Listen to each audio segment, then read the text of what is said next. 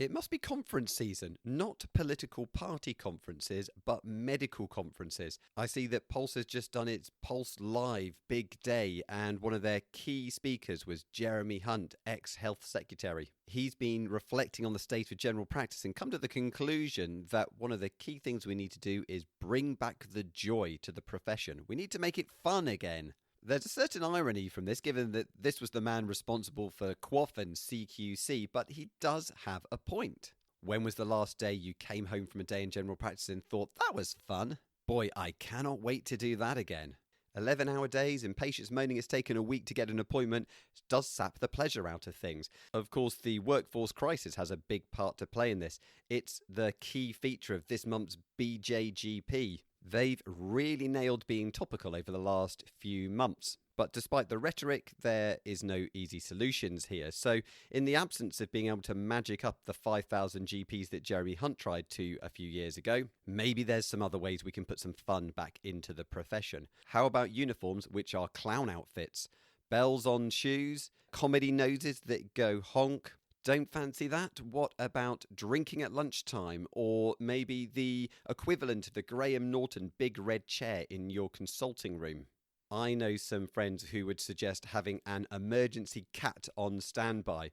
Bad consultation, give it a few strokes, it'll calm you down. You'd probably have to keep it in a cage, and I'm not sure about the ethics about that. Better maybe to keep it on a lead tied to your desk. Then your cat can enjoy the same level of freedom that GPs have under independent contractor status.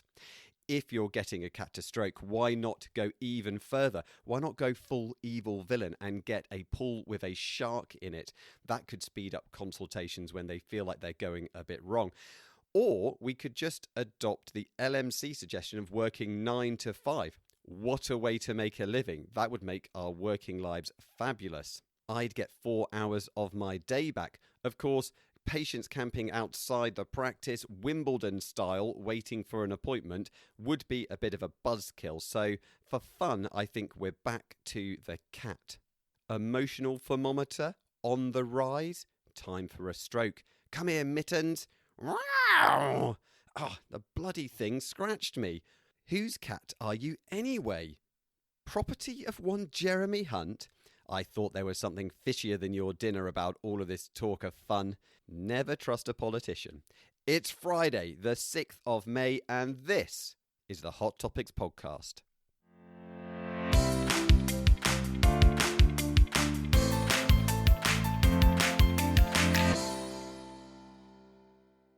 Good morning, good afternoon, good evening, good night. I don't know when you're listening to this, but thank you for joining us once again on the Hot Topics podcast from NB Medical.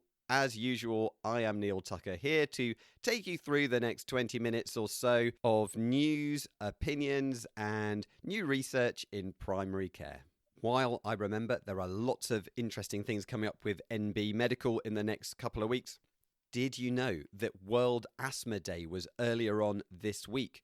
We are doing a free evening clinic on Tuesday, the 17th of May, on how to optimize asthma care and do that in an environmentally sustainable way. It's at 8 o'clock in the evening. I'll be presenting along with my colleague Zoe Norris, so please do join us.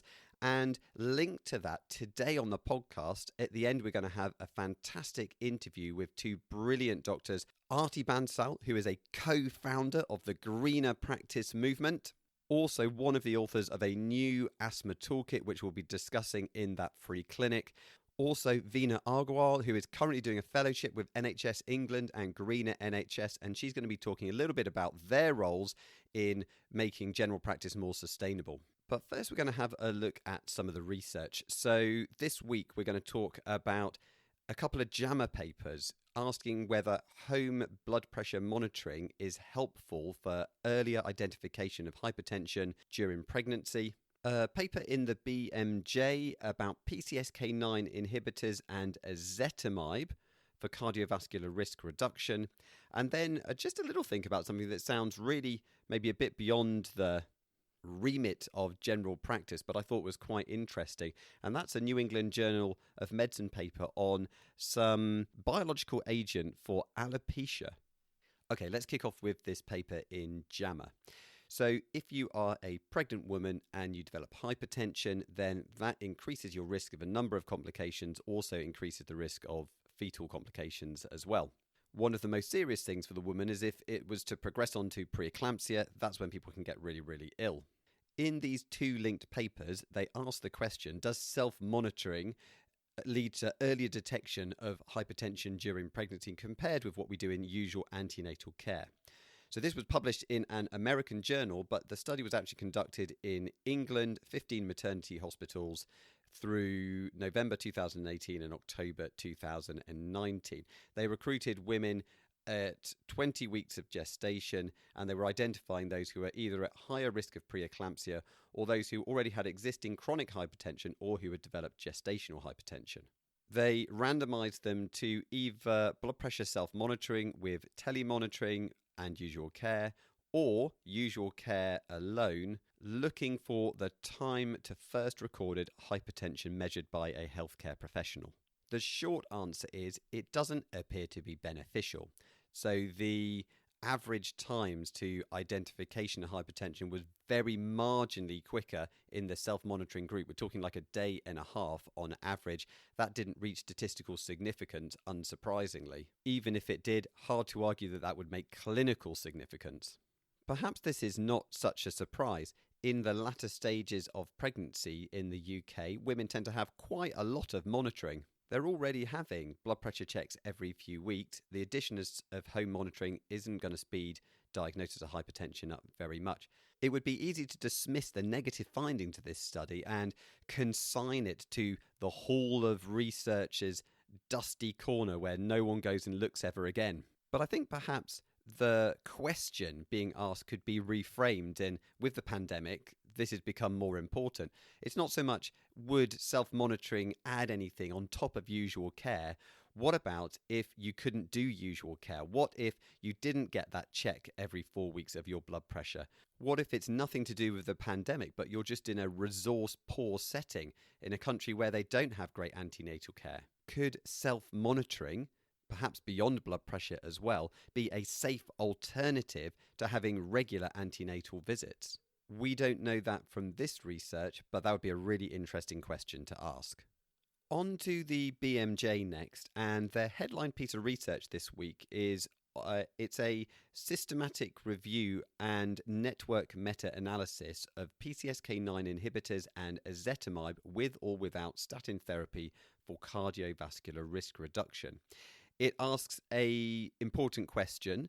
It's comparing the impact of ezetimibe, all these PCSK9 inhibitors, on cardiovascular outcomes in adults who are taking maximally tolerated statin therapy or who are statin intolerant. So they're trying to work out what the additional benefit of either ezetimibe or a PCSK9 inhibitor is, or indeed if they're even more beneficial if you use them in combination. It's a particularly important question because this paper is focusing on real-world outcomes, hard endpoints, as opposed to surrogate markers such as reduction in LDL. And to date, most of the information we have about these lipid-lowering agents focuses on those surrogate markers.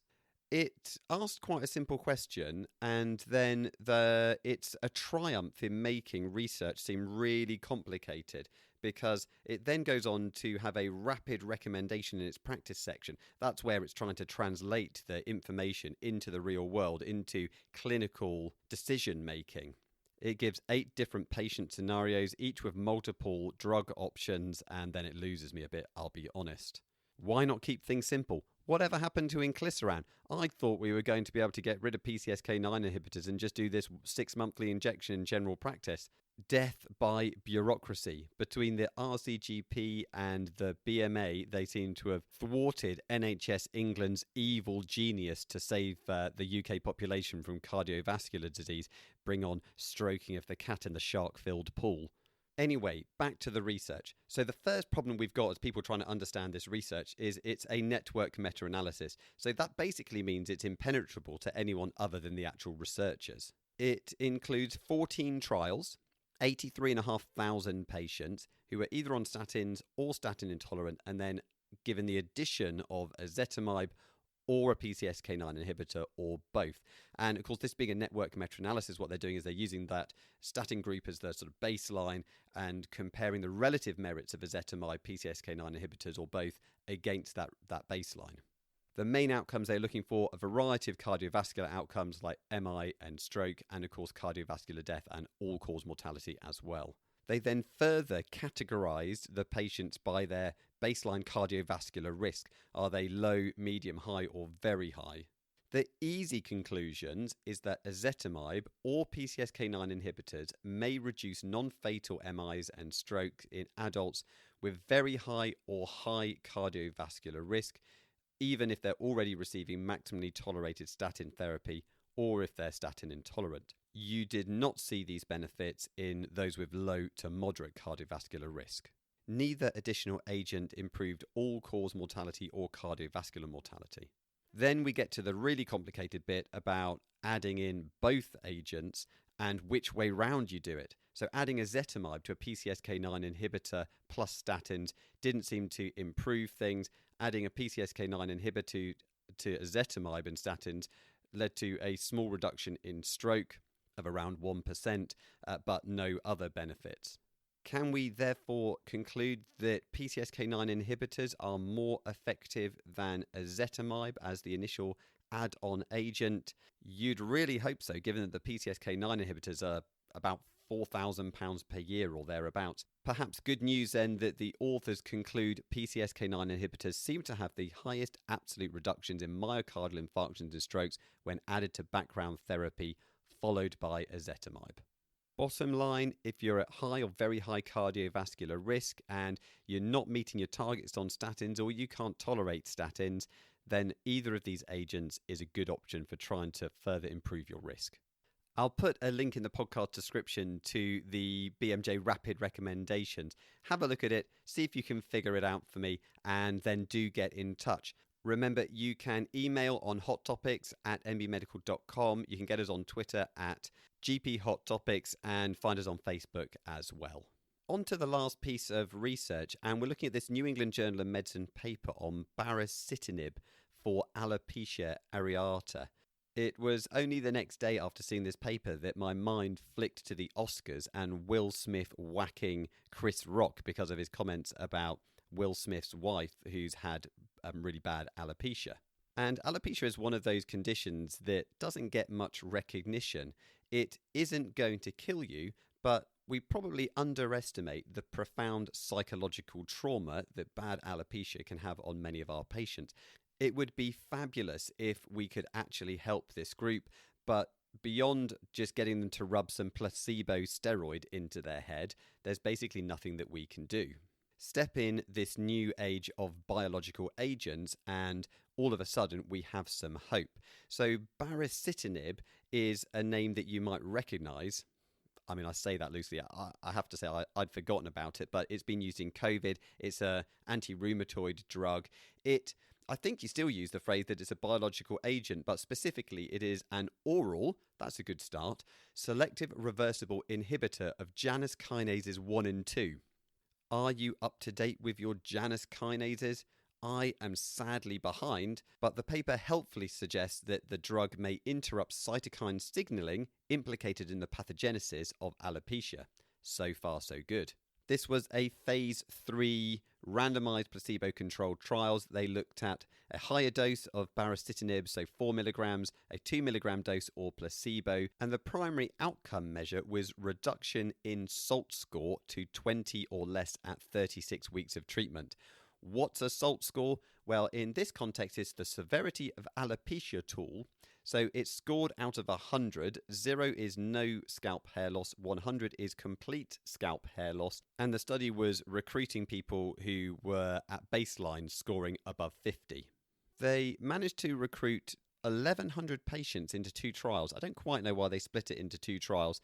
They're basically looking at the same thing. It makes it a little bit irritating when you're trying to communicate the result. But the bottom line is that the higher dose, baricitinib, was very effective. The lower dose, a bit less so, and placebo, completely hopeless. The number of people managing to get that SALT score to under 20 at the end of the trial was between 33 and 39% on the 4 milligram group, 19 to 23% on the 2 milligram group, and only 3 to 6% in the placebo group. Safety always needs to be a consideration. The adverse events were slightly higher in the treatment group. They were all reported as mild to moderate. There was some increase in lipid levels. That might need some further exploration. But if you're a patient who has got complete hair loss from your alopecia, until now, your chance of improvement has been virtually zero. Here we've got an option that says a third of you might have substantial or complete resolution. Who knows how long the effects last? Who knows if you can stop treatment or if you're going to have to carry it on for a significant period of time? But this is another really positive finding from one of these biological agents. On to our interview then, and we're thinking about improving asthma care, and we're thinking about the sustainability of healthcare from the planetary perspective. And I'm lucky to be joined by two fabulous medics and experts in this area, Dr. Aarti Bansal and Dr. Veena Aggarwal. I'm going to let you both introduce yourselves. Aarti, you're at the top of my screen, so over to you. Hi, Neal. Yeah, my name's Aarti. I'm a GP in Sheffield. I founded the Greener Practice movement a few years ago, which is the UK's primary care sustainability network. And I also work with Humber in North Yorkshire as their net zero clinical lead 1 day a week. And Veena, tell me a bit about yourself. Thanks, Neal. So hi, I'm Veena Aggarwal. I'm a GP trainee in Kingston, southwest London, and I'm currently working as a Chief Sustainability Officer's Clinical Fellow. So I'm a Sustainability Fellow at NHS England. And I am also a co-chair of the Greener Practice South London group. So we're talking to both of you today because this week we've had World Asthma Day. The UK has some of the worst asthma outcomes throughout Europe. It's only beaten by Serbia, Turkey, Estonia, Spain and Cyprus. That's the group that we're sitting with. And we've also had increasing rates of asthma over the last decade. And Aarti, I know that you've been involved with publishing a superb clinical guideline on optimizing asthma care and Asthma Toolkit for people. So we're going to talk a little bit about that and how you can help improve asthma care whilst also reducing the environmental impact of asthma. And Veena, I know that you've been working with NHS England to improve asthma outcomes as well. And just as a reminder for everyone, so NB is putting on a free evening clinic, 8 p.m. Tuesday, the 17th of May, optimising asthma care and thinking green. So this has been put on in conjunction with NHS England and NHS Improvement. Go to nbmedical.com to sign up, and I'll put a link in the podcast description. Let's start with Aarti. I know that you are one of the lead authors of the guideline. So tell me a little bit about how you got involved in the project. I guess as somebody who is interested in how we can improve the quality of care generally whilst also reducing carbon emissions, because that's what we're all interested in Greener Practice, a lot of us in the network were having very similar conversations around inhalers. So we were wanting to know practically, what should we be thinking about when we're thinking about reducing the carbon footprint of inhalers? Was there an approach that we should be taking? Was there a population we should be targeting? How did we actually know who we should talk to about maybe reducing the carbon footprint of their inhalers? But was there also an issue around optimizing care, and how was this linked to optimizing care? Basically, people were having the same conversations and people were asking the same questions. And there really wasn't any guidance out there to support this. And because of the network, I was aware of Dr. James Smith, who's a GP in Cambridge, and I knew he'd published work on this with people like Dr. Alex Wilkinson, who is a respiratory consultant in Hertfordshire, who started the Green Inhaler website. And so basically it was me just talking to James saying, James, I think you need to write a guide about this. Because we all are asking the same questions, and that's how it started. What was good about that was James was, because he was a GP prominent in this area, He was already part of NHS England and NHS Improvement's Inhaler Working Group, which was looking at this issue of how we can support reducing emissions from inhalers, because there's such a disproportionate impact from a carbon footprint point of view, but also making sure that we did that safely and effectively and in a way that improved asthma outcomes. So that meant that our guide then went through this expert group, had lots and lots and lots of iterations, and has subsequently been endorsed both by the NHS England and Improvement Inhaler Working Group, but also Asthma UK and the British Lung Foundation. So, Aarti, you've put a lot of work into this asthma guideline, but actually, I know on the Greener Practice website, you've developed it much more than that. It goes much beyond a simple guideline now, doesn't it? So tell me a little bit about the Asthma Toolkit that's on the Greener Practice website. Yes. So when we got the guide out, what the guide did is it gave people an approach and it gave people sort of key principles. But what we realised really quickly is it didn't give people the step-by-step, how am I going to do this? How am I going to find all the information I need? How am I going to get the education? What searches do I need to do? What should I be sending patients in terms of SMS messages? Or is there some patient information leaflet that I can send people to explain this? Where are the areas of quality improvement? Who in the team needs to get involved? And we realised that actually it can seem like this is a simple thing to do. It's not. It's quite complex. We actually needed to go away and we needed to map. So a few of us who were interested in this, we just kind of mapped. We said, where are the areas in our daily practice where we see patients where quality improvement can happen? And so what we've done is we've divided those areas into 4 different areas. How can we improve the diagnosis? How can we improve disease control? What about device choice? And then inhaler disposal.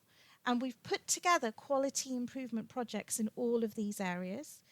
And the idea is that the toolkit's now going to be a place where people can go. They can get all the learning they need. So we've got the National Clinical Director for Respiratory, Andrew Menzies-Gow, talking to people on diagnosis.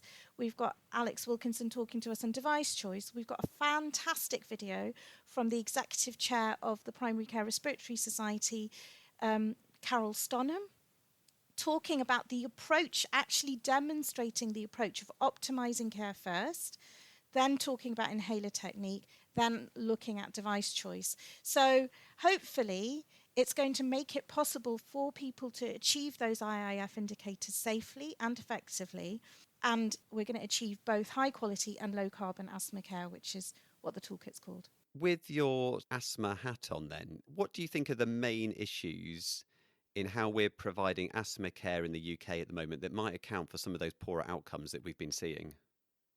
If we go back to 2014, the National Review of Asthma Deaths actually described at the time that they thought part of the reason the UK had sort of fairly poor outcomes from asthma and quite a high mortality rate was that patients were overly reliant on their reliever inhaler and not taking enough of their preventer inhaler.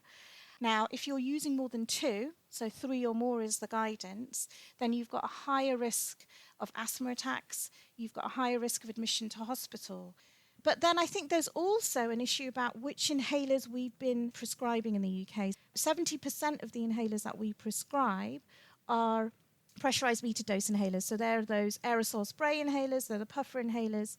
And it's actually really hard to use them correctly. Now, you could say it's hard to use any inhaler correctly.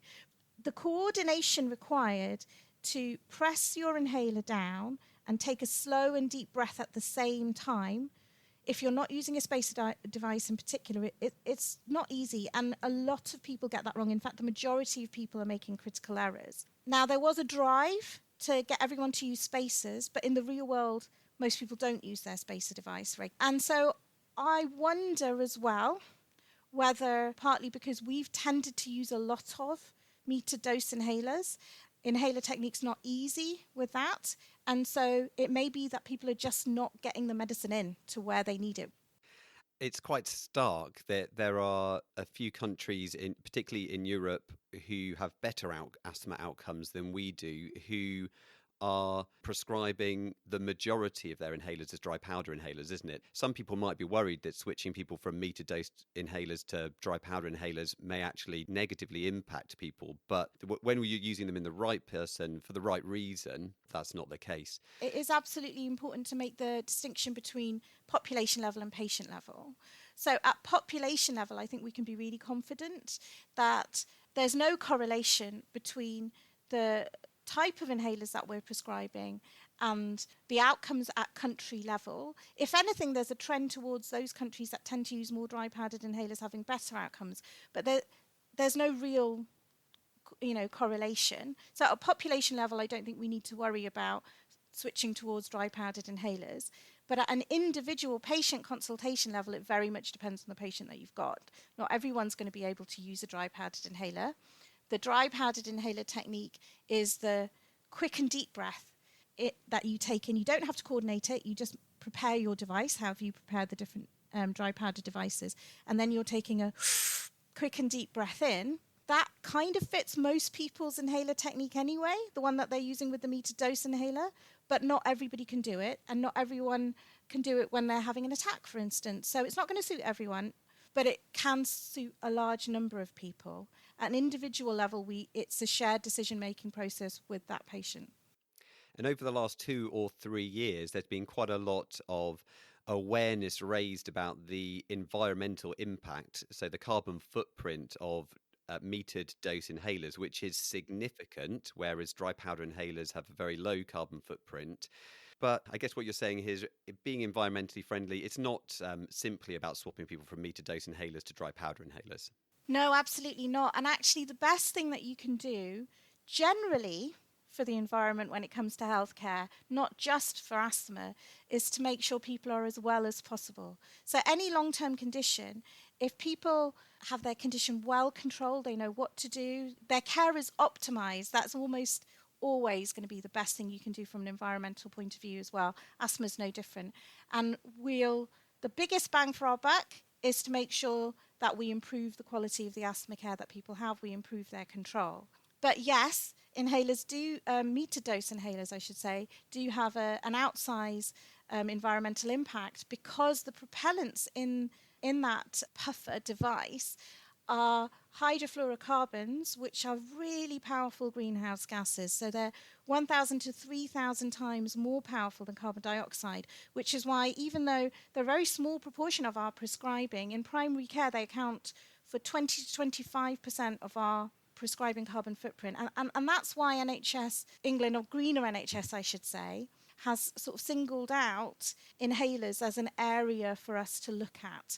But definitely when we're thinking about reducing the carbon footprint of inhaler prescribing, the first thing we should be thinking about is optimizing people's care, because the best thing we can do is reduce the number of reliever inhalers that people are using and making sure they're using enough preventer inhalers. That's how we're going to reduce the carbon footprint first. I think some people worry when we're trying to reduce the environmental impact from asthma care that is going to mean more expensive inhalers, it's going to cost practices more, the NHS more, and we simply can't afford this. Is that the case? I think we need to think about cost in the round. If people are well controlled, they're not going to be getting symptoms. They're not going to be needing to visit us in healthcare with exacerbations. Hopefully less people are going to need to visit hospitals and A&E departments. But even wider than that, if people's asthma is well controlled, think about the school that they're not going to miss if they're a child, or the physical activity that they're going to be able to do, and all of the financial impacts that has on their health. But even so, there has been studies, even if we look at it more narrowly, if you move from metered dose inhalers and switch to the cheapest dry powdered inhaler equivalent, there's a paper that maybe you can link onto your podcast notes by Alex Wilkinson and James Smith, who both also authors of this guide, that shows that actually it isn't, just from a prescribing point of view, necessarily more expensive. Let me bring Veena in. So you have this really exciting role with NHS England at the moment. Just tell me a little bit about your role and how you came across it. So I came across it when I was I was sitting on the train to work looking at Twitter, and I saw this role come up on the FMLM, the Faculty of Medical Leadership and Management page, and it was a Chief Sustainability Officer's Clinical Fellow Scheme. And it was new. It was the first year that they'd done it. And they were looking for clinicians who were in training programs or at different stages of their career in sort of outside of medicine. So what I do in my role is I work across two teams, which are both the Greener NHS team and the primary care team at NHS England. And what I'm doing is working on sustainability of the NHS and focusing that specifically on primary care sustainability and the clinical aspects there of our carbon footprint. So my current role is really focusing on sustainable respiratory care. And as lots of you will know, the GP incentive scheme, the Investment and Impact Fund, has just come back at the beginning of April. And so the work we've been doing is really how to implement this and make sure that we get communications out to healthcare professionals and work with different organisations, from royal colleges to educational providers such as NB Medical, to different charities, to different leaders in different departments, to make sure that they understand what the messages are about good and green asthma care whilst reducing the carbon footprint. I think a lot of people won't have heard of Greener NHS before. Are you able to tell me a little bit about that? So the purpose of Greener NHS is to reduce the carbon emissions of the NHS, because the NHS is about 5% of the UK's carbon emissions, which I think is a fact that surprises a lot of people. It's actually a higher amount of emissions than the aviation industry. The main aspects of carbon emissions in primary care are the clinical aspects. So the inhalers and the medicines are about 60% of the carbon footprint in primary care. There are some other aspects such as the buildings, the water, the waste. The estates is challenging in primary care because of a lot of the ownership models. So because a lot of it is owned by partners or leased from third parties, it's not as easy for the NHS to, for example, give funding for things like solar panels or insulation, whereas for hospitals, because they're owned by the NHS, that can be easier to do. But because we're focusing mainly on the clinical care in primary care, inhalers is one of the work streams which is really key. And that's why we're focusing on the Investment Impact Fund, which was developed by Greener NHS with a lot of other different teams, as well as looking at medicines. And there's a lot of work going on to look at the carbon footprint of medicines. So Greener NHS is working with several other organisations to try and work out actually what the different carbon footprint of medicines are, because at the moment we don't really have that information, and we're just doing it by how much is spent on medicines, which isn't actually a good way of working out what the carbon footprint is, as well as looking at different systems such as medication waste, such as the overprescribing review and how to implement it. So there are quite a few different angles to the primary care carbon footprint that Greener NHS is looking at. So Veena, would you recommend doing the fellowship? I would definitely recommend the fellowship. It's been brilliant because I've been able to spend some time with some really inspiring leaders, and I've learnt so much from working with them. And it's also just been so interesting to see how the NHS is organised and run. And I just wouldn't have had that level of exposure when in my day-to-day GP training. And I've just learnt so much about different areas, from finance to business planning to strategic decision making, but actually mostly about collaboration and team working. And these are skills that I'll take with me into my future career. It does sound like a brilliant opportunity. So if you are a trainee of any primary care specialty, or indeed if you are a trainer and you think this might be interesting for one of your trainees, then do check it out. I will put a link to the Faculty of Medical Leadership and Management in the podcast description, and that'll take you to the relevant page. So thank you so much for Aarti and Veena for joining us on the podcast today. Fascinating insights into asthma and what the NHS is trying to do to improve sustainability. If you want to go into a bit more detail about the clinical management of asthma and how we can optimise our patients' care, then join me for that free clinic on the 17th of May. And in the meantime, I hope you can enjoy some of the nice weather that we are predicted to have. Just remember, as the sun glistens off the top of the pool, as you blow up the lilo and you crack open a beer, be careful. If a man in a suit told you it was fun, there's probably a shark in there. Look after yourselves. Bye-bye.